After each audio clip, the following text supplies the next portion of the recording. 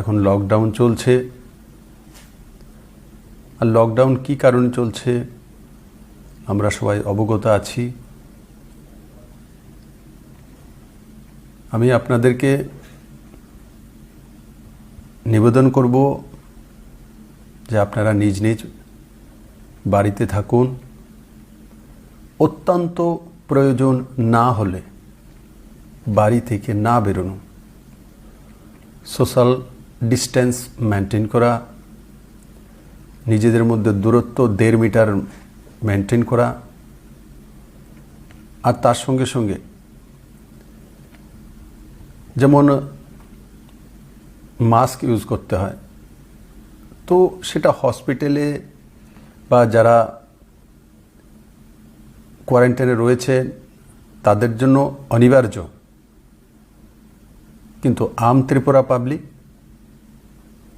কিছু কিছু জায়গায় এমন ধরনের একটা প্যানিক তৈরি করা হচ্ছে যে মাস্ক না লাগালে করোনা ভাইরাস চলে আসবে। এমন নয়। আমাদের প্রায় 40 লাখ ত্রিপুরাবাসী আছি, তো একসঙ্গে 40 লাখের কাছে মাস্ক পৌঁছে দেওয়া সেটা সম্ভবপর নয়। যেখানে যেখানে প্রয়োজন সরকার তার ব্যবস্থা করছে। সমস্ত হসপিটালে যা যা প্রয়োজন তার সমস্ত সামগ্রী, টেস্টিং কিট থেকে নিয়ে সব কিছু রয়েছে। আর আরও ব্যবস্থা সরকার করছে। কিন্তু আজকে আমি আপনাদের কাছে একটা আপিল করব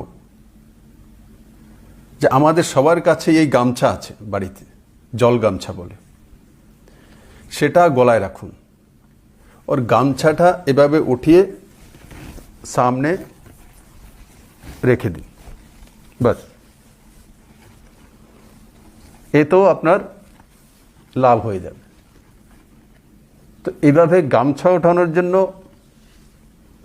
আমার মনে হয় না যে তার জন্য ত্রিপুরাবাসীর কোনো অসুবিধা হবে, কারণ আমাদের প্রত্যেকের বাড়িতে এই জল গামছা আছে। তো আজকে থেকে সবাই পয় পরিষ্কার করে, নিট অ্যান্ড ক্লিন একটা গামছা নিজের কাঁধে রাখুন, যেভাবে আমি রেখেছি। আর সেটাকে আমি যেভাবে দেখালাম এইভাবে মুড়ে রেখে দিন। তাতে আপনার অনেক সেফটি হয়ে যাবে। এটা তো 1 সেকেন্ডে করা যেতে পারে। মাস্ক কলকাতা থেকে আসবে, গুয়াহাটি থেকে আসবে, তৈরি হবে, কিন্তু এই মাস্কটা প্রত্যেক ঘরে রেডিমেড আছে। বাস এতটাই যে এটাকে নিট অ্যান্ড ক্লিন রাখা, পরিষ্কার রাখা। যাই আছে, আমার কাছে একটা হয়তো বা ছোট গামছা আছে বা কালার উঠে গেছে, তাতে কোনো অসুবিধে নেই। সেটা বাড়িতে যাই সাবান আছে, সার্ফ আছে, তা দিয়ে ধুয়ে পরিষ্কার করে ও রৌদ্রতে শুকিয়ে গলায় রাখা। যতদিন পর্যন্ত লকডাউন চলতে থাকবে ততদিন পর্যন্ত ওই গামছা গলা থেকে না নামানো। আমি আশা করি আমার এই আপিল সমস্ত ত্রিপুরাবাসী আজ থেকেই লাগু করে দেবে। তো ত্রিপুরার প্রত্যেক ঘরে রেডিমেড মাস্ক তৈরি হয়ে যাবে। দ্বিতীয়ত, ত্রিপুরা সরকার 229 কোটি প্যাকেজ দিয়েছে। তার মধ্যে অন্তোদয় যারা রয়েছেন, যারা প্রায়োরিটি হাউস হোল্ড রয়েছেন, এরা তো কাভার হচ্ছেন। কিন্তু তারপরও এপিএল রয়েছে, এমন অনেক রয়েছে যাদের আর্থিক স্থিতি ঠিক নেই, কিন্তু অথচ এপিএল। আজকে আপনাদের সামনে আমি ঘোষণা করছি, রাজ্য সরকার এমন প্রায় 50,000 ফ্যামিলিকে আইডেন্টিফাই করে নিচ্ছে পঞ্চায়েতের মাধ্যমে, বিডিওর মাধ্যমে, ইলেক্টেড প্রতিনিধির মাধ্যমে। এই যে 50,000 ফ্যামিলি বাদ পড়েছে প্রায়োরিটি হাউস হোল্ড থেকে বা বিপিএল থেকে, অন্তোদয় থেকে, তো তাদেরকেও রাজ্য সরকার যেই প্যাকেজটা priority house hold, Antyodaya family এবং বিপিএল ফ্যামিলি পেয়েছে সেম প্যাকেজ। এই 50,000 ফ্যামিলির জন্য ফ্রি প্যাকেজ রাজ্য সরকার দেবে। এই 50,000 ফ্যামিলির জন্য রাজ্য সরকার ফ্রি প্যাকেজ, যারা প্রায়োরিটি হাউস হোল্ড বা অন্তোদয় বা বিপিএল, ওনারা যেটা পাচ্ছেন কমপ্লিটলি সেম প্যাকেজ আমাদের এই এপিএল গরিব ফ্যামিলিরাও পাবেন। আজকে থেকে রাজ্য সরকার তার মধ্যে কাজ শুরু করে দিয়েছে। আগামী একদিনের মধ্যেই আইডেন্টিফাই করে আপনাদের কাছে সেই সুবিধা পৌঁছে দেওয়া হবে।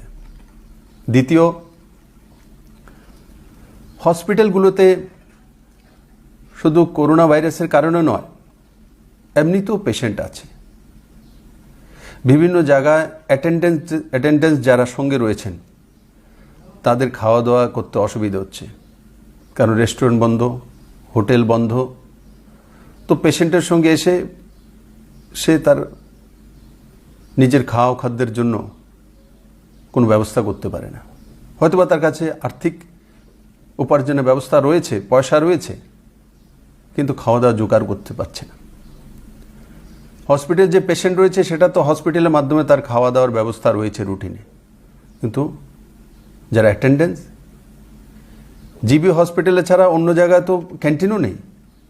তো রাজ্য সরকার সিদ্ধান্ত করেছে যে ত্রিপুরা পুলিশ সমস্ত হসপিটালগুলোতে, ডিস্ট্রিক্ট হসপিটাল আর কিছু মহকুমা hospital, AGMC hospital, BM hospital,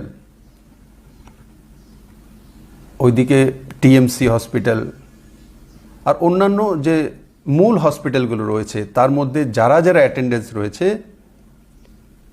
police তার নিজেদের যে ক্ষেত্র রয়েছে, নিজেদের জন্য যে রান্নাবান্না করেন, ঠিক আপনাদের জন্য যারা অ্যাটেন্ডেন্স রয়েছেন হসপিটালে তাদের জন্য দুবেলা রান্নাবান্না করে হসপিটালে অ্যাটেন্ডেন্সের কাছে পৌঁছে দেবেন।